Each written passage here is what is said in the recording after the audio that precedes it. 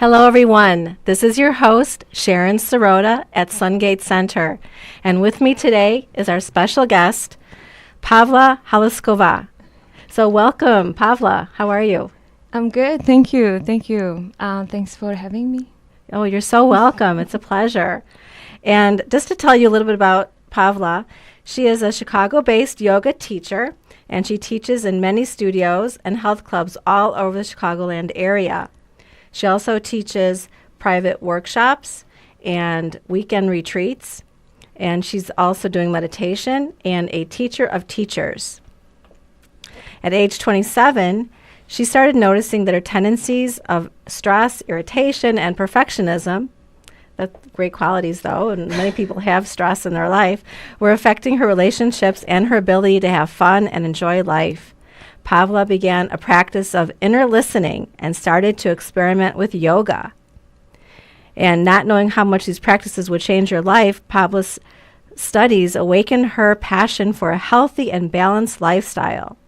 Listening to this call of her heart, Pavla eventually decided to seek Hatha Yoga certification. And she continues to deepen her studies and continue with her certifications to better serve her students and feed her own practice to keep it fresh and dynamic. Welcome. Thank you. Thanks for having me here at Sungate. You're welcome. Well, the first thing that I notice about you before we get into the yoga is that, you know, you have purple hair, obviously, and our listeners are noticing that as well. And, you know, it's so interesting, though, that people do have different color hair. And how did that come into your practice of being who you are?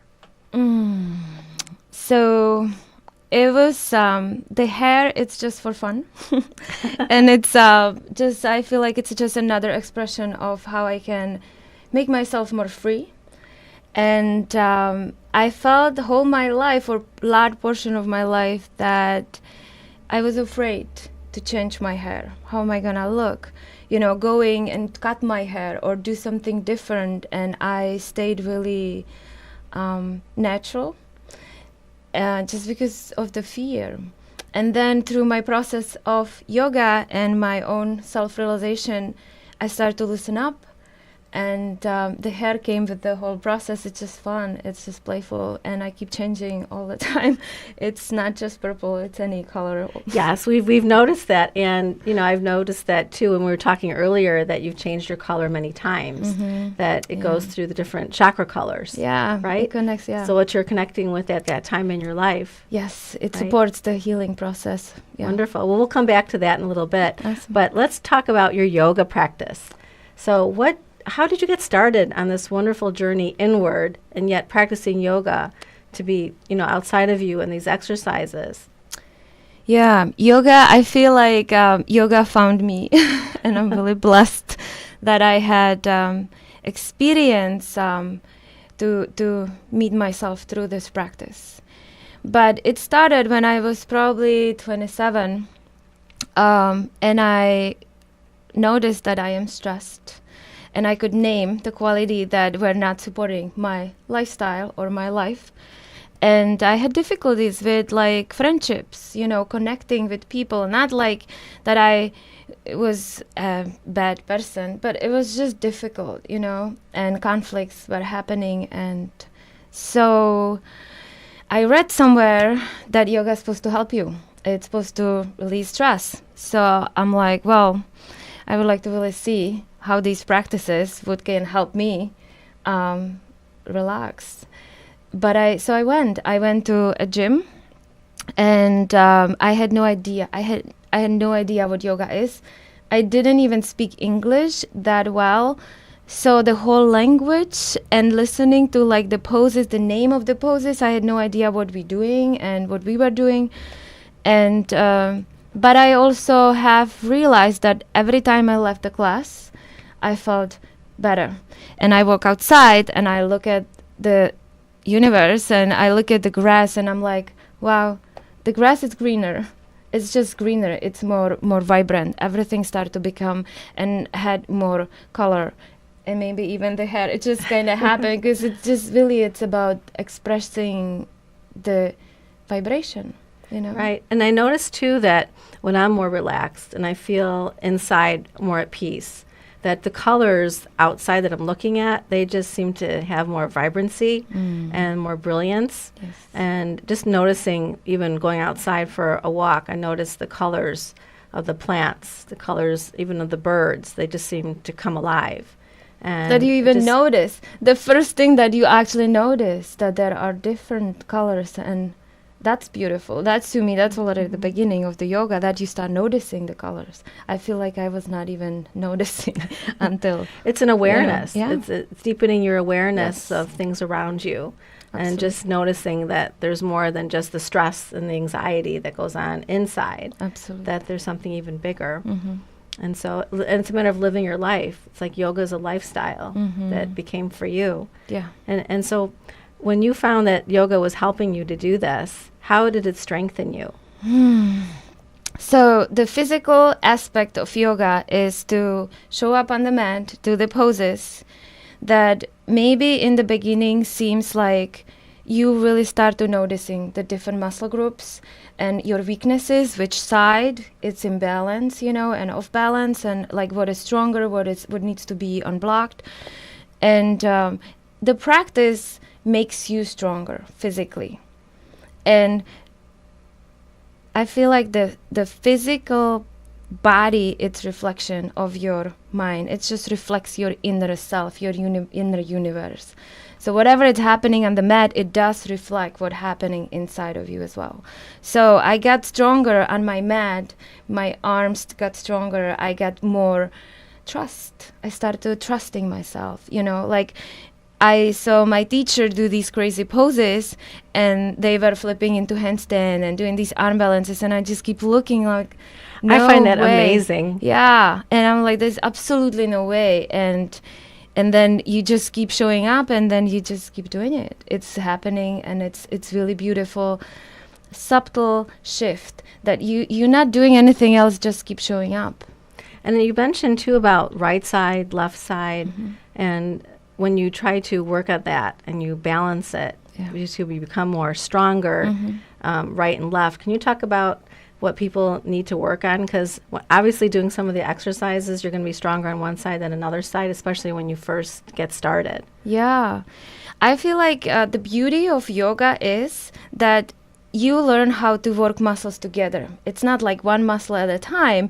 You have to unite. Yoga means unite, right? So you try to like unite every single muscle in the pose. So it's not just like I'm gonna work my quads today. There are definitely poses that emphasizes more of one muscle group, but the idea is to use as much of you, and noticing which side it's weaker.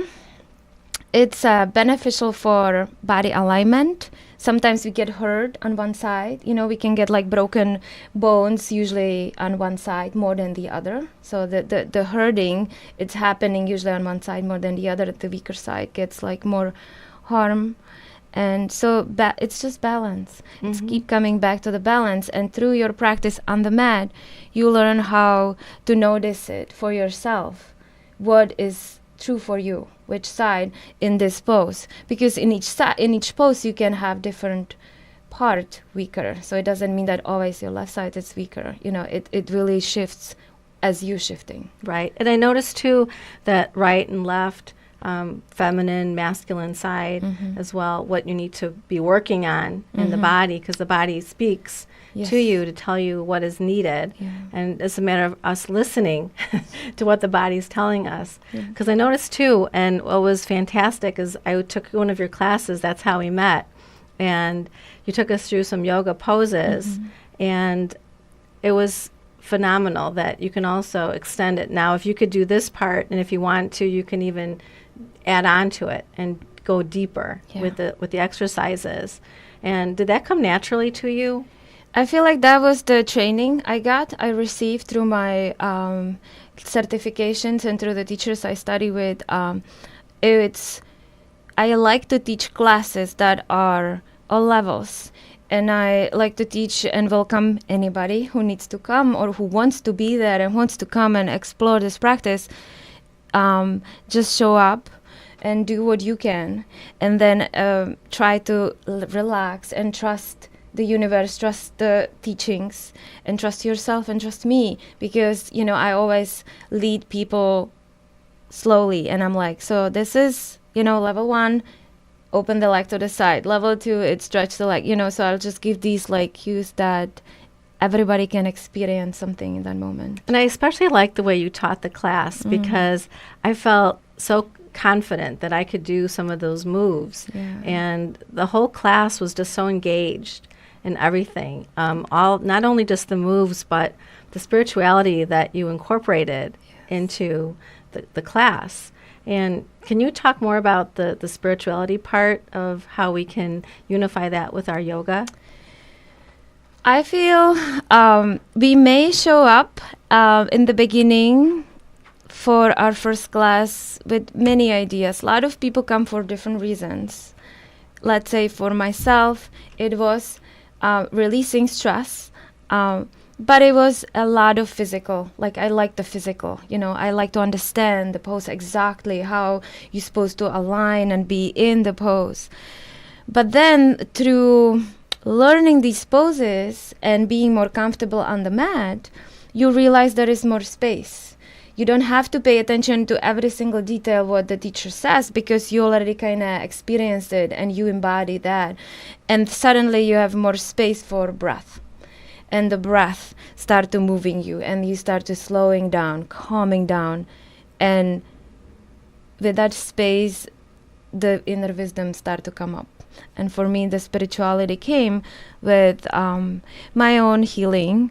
I mean, I was healing a lot of stuff from my childhood and from my just the whole the Eastern European view of life. I think I had a lot of beliefs that were not serving me. And I also didn't have any spiritual beliefs or any beliefs in God. So for me, like, stepping and open up to spirituality or believing that there is something, like whatever, something, God or universe or, energy, that took me a lot of years to like slowly let go that, there is support and there is this higher vibration or wisdom or God, whatever. Yeah, whatever you want to call that. Could be source. Just a higher wisdom, something of that nature. Yeah. And I noticed too that what I like when you say and breathe. Don't forget to breathe. Yeah. But it also opens up space in your body so the body can relax when you're breathing. So I liked how you did that in your classroom as well. I do have to. I reminding that to myself all the time. So whatever I'm going through, my students have the same experience of that, because I keep reminding the same stuff. I'm like, it's so important, and I forget all the time, and I have to practice remembering, coming back. Take a breath, slow down, feel your feet, and just go from that calmness. Right. Respond from. Oh, absolutely. Yeah. Because I notice that when I do yoga and I'm practicing it, that when I feel relaxed and calmer, my muscles relax. I don't get as tense, and that I can move into the different poses. Absolutely. But watching you do poses, you're just all over, and you're just turning your legs up over here, and just it was just amazing. So Thank I you. appreciate that. Yeah, it's a practice. Yeah, absolutely. So when you listen to your inner voice and you're trusting yourself, what does that actually mean for you? It means, I always listen to my mind. My mind is really strong, and it's powerful and really fast. And I like to understand things, and I like to break them down in my head. But that get me to a place in my life that eventually everything collapsed. And I was kind of like, okay, this is maybe not working. And I realized that I'm like, okay, so my heart, I gotta go to my heart. And I start to like intuitively moving through life through my heart. But then I also noticed that the heart has a lot of emotions. And it has, we hold a lot in our hearts. So like experiences that has happened in our past, they are stored here. And until we realize that there has to be some purification process happening and some inner work and inner growth, we may follow our heart, but it could be still the broken heart. It doesn't have to be quite the perfect guidance. So I understood that my head, my thoughts are not always the best guidance, because the beliefs that I had in my head, they were not really mine. You know, like I've been brought up and I took a lot of somebody else's beliefs on, or I mean, we all kind of have that, right? We bringing this from our childhoods, like the school system, the family, the society. We have these like set things that we listen to when people are talking, and we just take them as our own, and without really thinking what is really true for me. I like the way you said that, because a lot of people they take that on, not realizing that those beliefs now become part of them. Yes. And become some of their core beliefs that also affects them in their decisions and what happens to them in their life. And you mentioned the thoughts too. Yeah. So when the thoughts are negative, for example, that they're not really promoting you in a healthy way. Yeah. You know, so the yoga helps to relax those thoughts, so it slows the mind so that you can be more peaceful and have more control, you know, or just let go of those thoughts. I have to say yoga, so for me the understanding of these two was that actually I started doing meditation practices. So for me that was like a big, like the yoga is really huge, but I feel like it's a preparation for the meditation practices. And it's also a practice that it's holding you and supporting you on your path. So you know, keep coming back to you, to your body, feeling it and experiencing it and open it and work it. It's a beautiful, it's needed. But then like eventually at some point, the seated meditations are really important. And I had some experiences. I went to these Vipassana meditation retreats, and that's a 10-day silent meditation where you go and you just sit for 10 days and you're meditating 10-11 hours a day in complete silence, and there are there's no phones, no journaling, no books. You just like working. And it's not like a peaceful meditation like with waterfall. It's like work, you know. And so I've done 3 of those so far, and I went back to serve and help cook the food. And so it was really good experience on my journey. So how did that help you on your journey to go through a silent retreat? Because many of our listeners probably have heard about these silent retreats, but maybe not have experienced it. So how did that work for you? It's a big deal. It is really, it's transformational experience to just be there with yourself without escaping. You know, like I feel like when stuff is happening, life is happening, you have these emotions coming up and nothing is done besides you have to sit with them and experience your fear, your sadness, your grief, your happiness, your ecstasy. Everything is happening while you don't have to engage with outside life.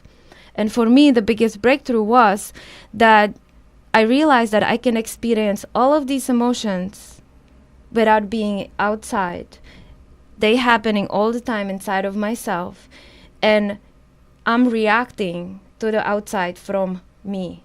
I'm not reacting what's happening out there.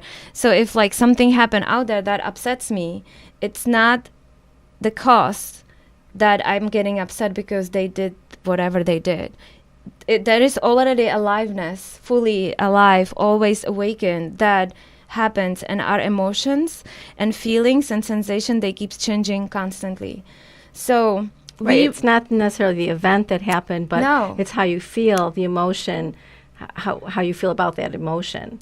The emotion moves you to react, to respond to that situation. Like there could be like, you can be completely calm and settled and feeling good. Something happens and you would be like, yeah, you know, whatever. And then like next moment, maybe some sensation, you have this sensation in your body that you have to process.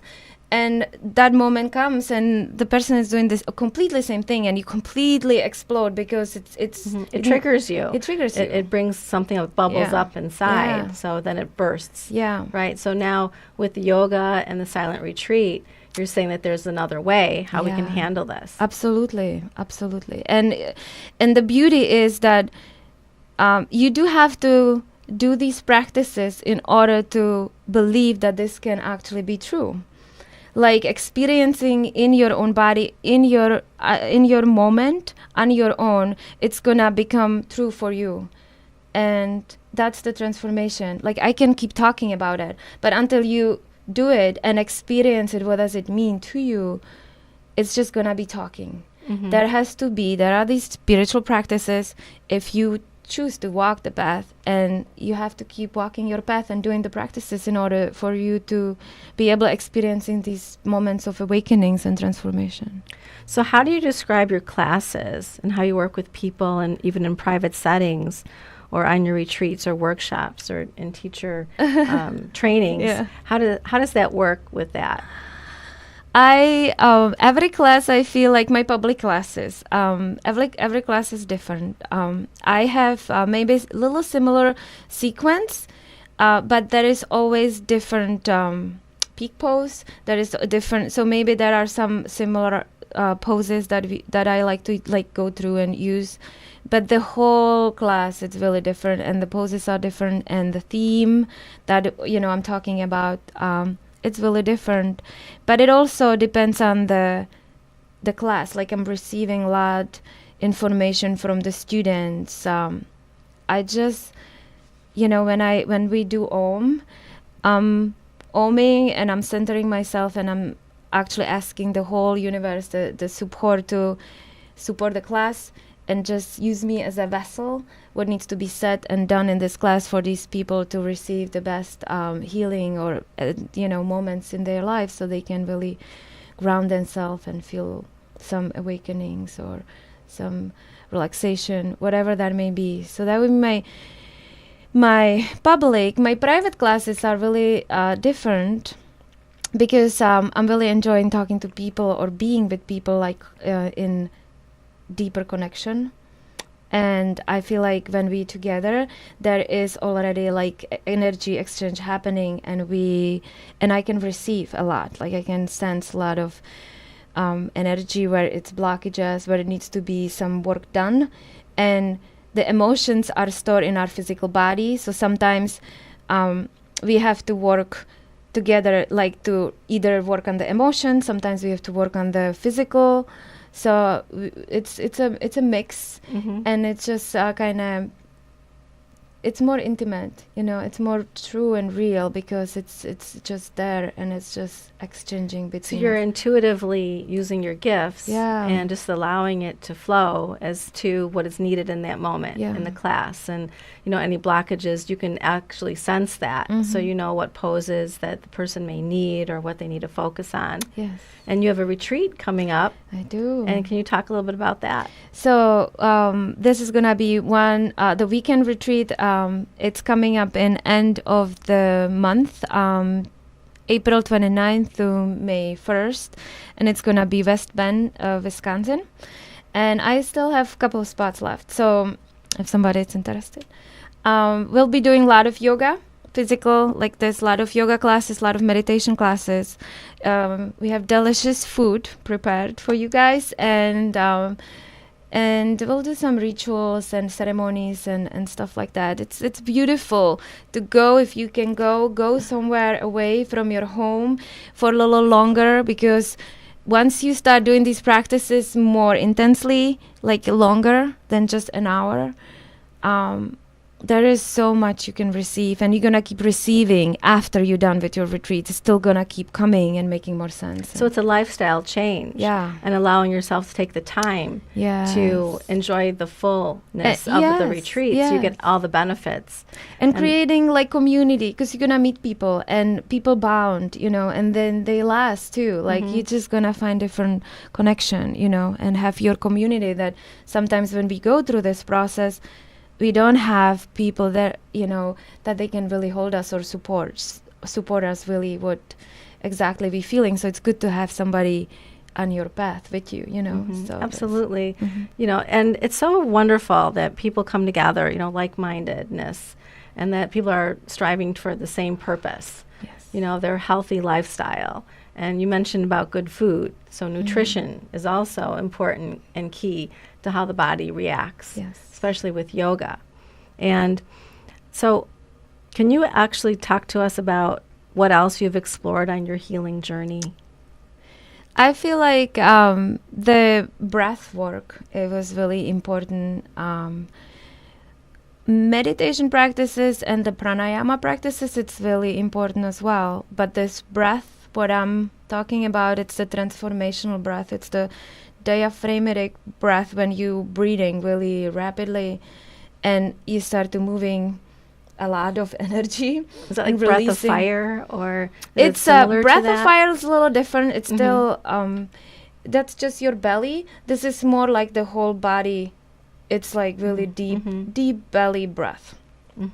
And it's like a baby just breathing in and out. Well, I mean, we're all coming back to that, right? It's just like you just keep coming back to that baby. Because we knew the innocence. Because we knew already, you know, we are that. That's when the baby is born. It's just so pure, you know, so perfect. And it's just, we get a little lost on our way, and then we just keep remembering coming back to. Brings us back, right? This meditation, the retreats, and all that, all the practices and the good food, so that way we can be reminded of really who we are. Right?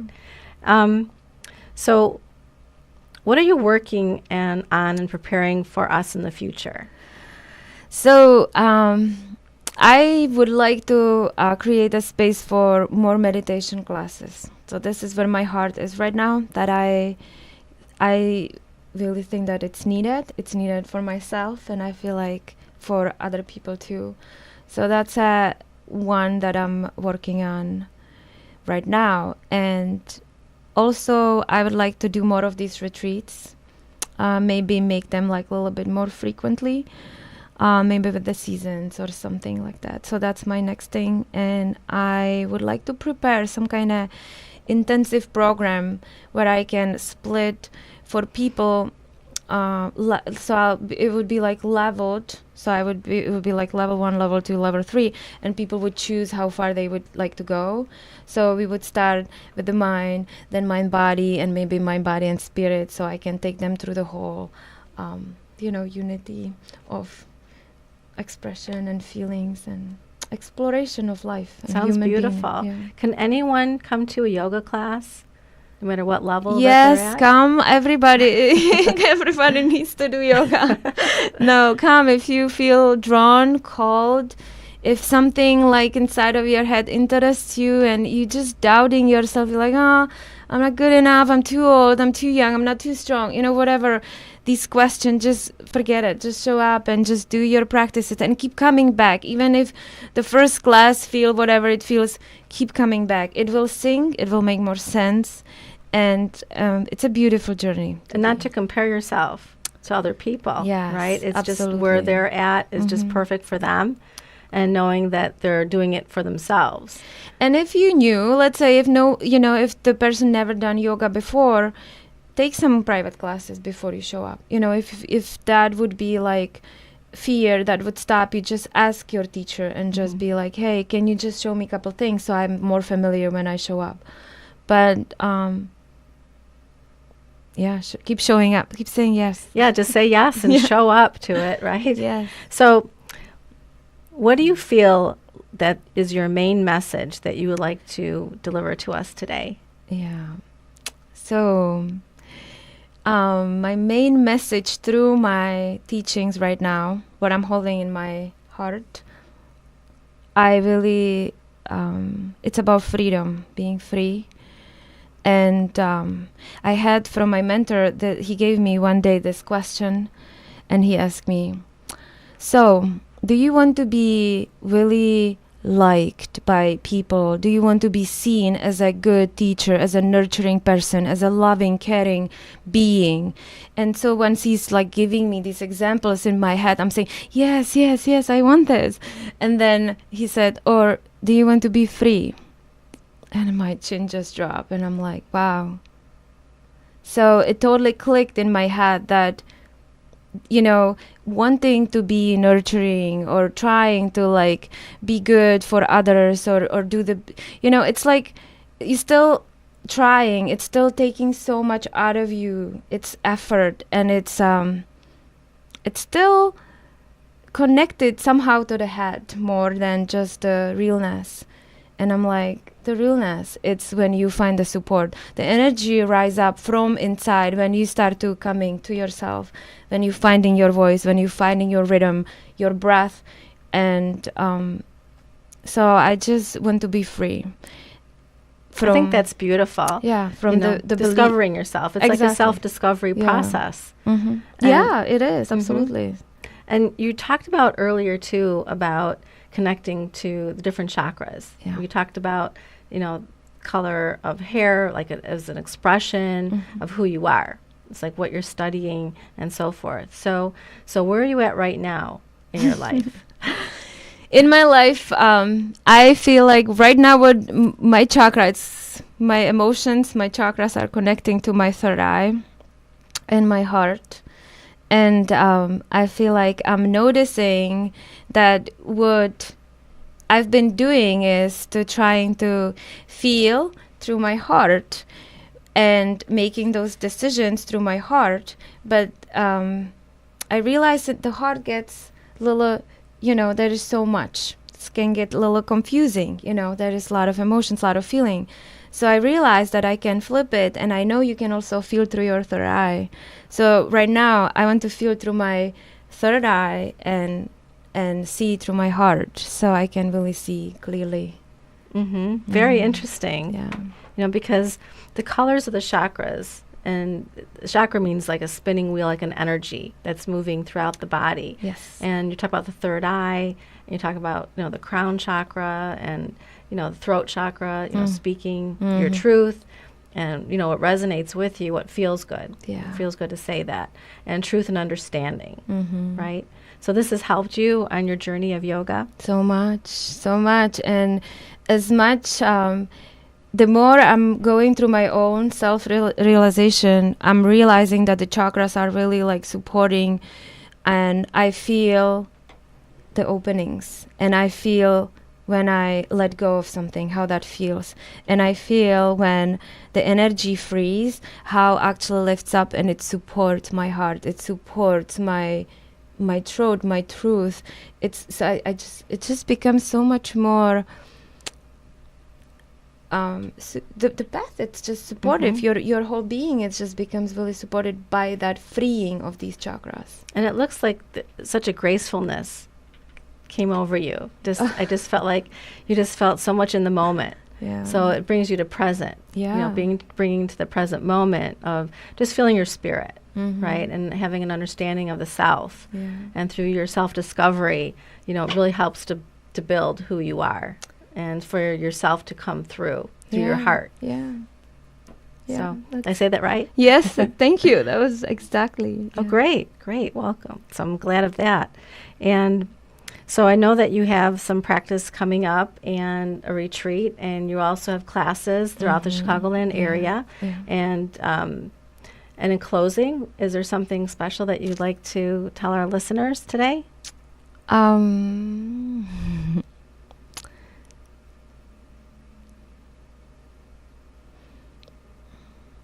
I would say,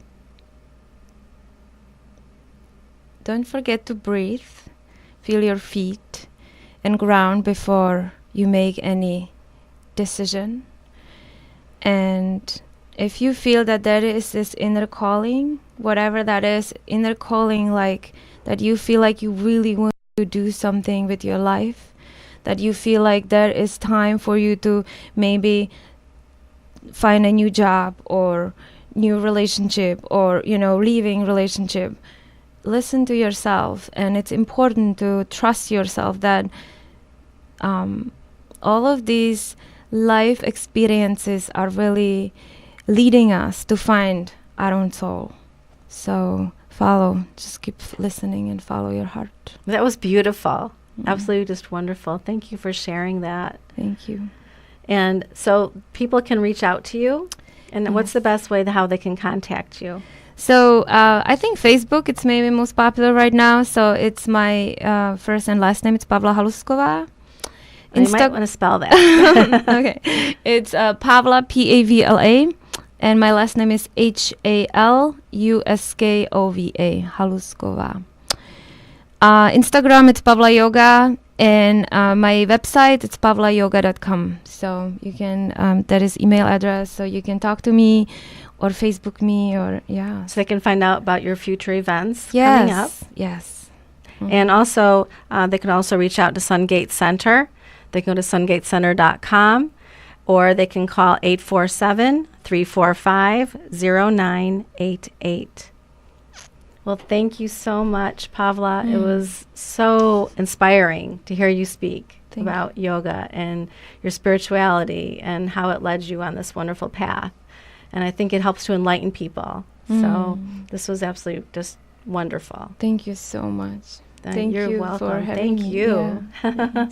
And thank you to our listeners for joining us today. And thank you again, Pavla, for joining us. Oh, thank you. Everyone have a beautiful day. Thank you. Thank you.